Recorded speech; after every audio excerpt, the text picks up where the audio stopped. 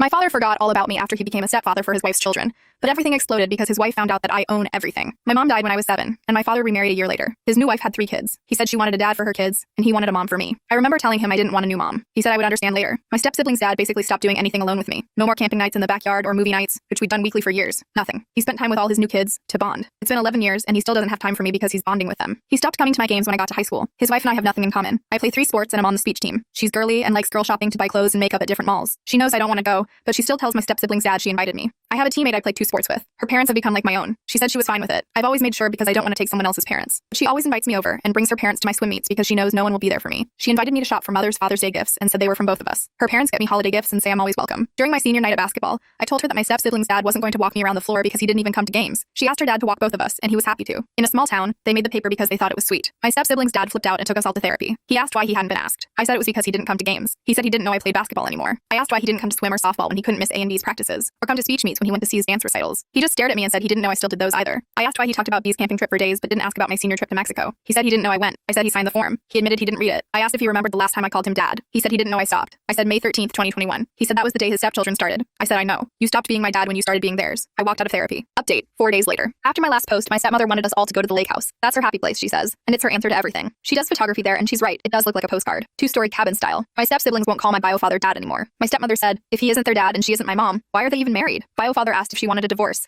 and she said she didn't sign up for the drama. They argued, and we went to hang out by the lake. We've been getting along great now, against the parents, which I didn't see coming. Anyway, we went back to therapy yesterday, and my stepsis brought up them getting divorced. The therapist asked if it could be amicable because it's obvious they're cold to each other. The stepmother said her kids could see bio-father, but she would just want her place. He said that wasn't possible because it's mine. After all, my mom had it before they were married, and it's part of the prenup. Stepmother was livid and ugly cried, mad all the way home. Then, I asked about the house we lived in. My father tried to get her out of the kitchen, but she screamed, and he admitted that my grandpa gave it to my mom as a wedding gift before they were married. Turns out he won't let me move out because the house has actually been mine since I turned 18. She said they split the savings because they had been living way below their means. He told her most of the savings certificates of deposit were accounts set up for me by my mom's parents. She has been crying in her room and says I'm selfish for not letting her have the lake house my great-grandfather built and gave to my grandfather, who gave it to my mom. Update 2. I'm about to leave for college. Yay. As of right now, my bio-father and his wife, for now, are still living in my house and paying rent. I got a lawyer, and they suggested retroactive rent as well. This will only go back to my 18th birthday, and I officially own the house. My lawyer got me in touch with a good accountant who oversees cases like this. They went over everything that's in my trust and savings with the person at the bank who managed giving me my allowances. My bio-father hadn't taken any money directly from my accounts because they were unavailable until I turned 18, except for the one I used for daily use. I always got receipts for anything that came out, so I'm not worried about those. I did learn more about the property I own. This actually came out before the lawyer and accountant because my stepmother wanted some other property that's mine. She wanted a beach house and a smaller house that gets rented out, and the money goes to one of my accounts. She was furious she didn't get either. She and my bio-father bicker, and honestly, it's hilarious. Example, her. Why didn't you ever tell me that none of the money was yours? Him. If money was so important to you, why didn't you ever get a job? Also, I may get their cars because my bio-father had terrible credit and used my house to get the loan as collateral. Same with the boat. She's a lot madder than him. My step-siblings don't even speak to my bio-father anymore because they feel like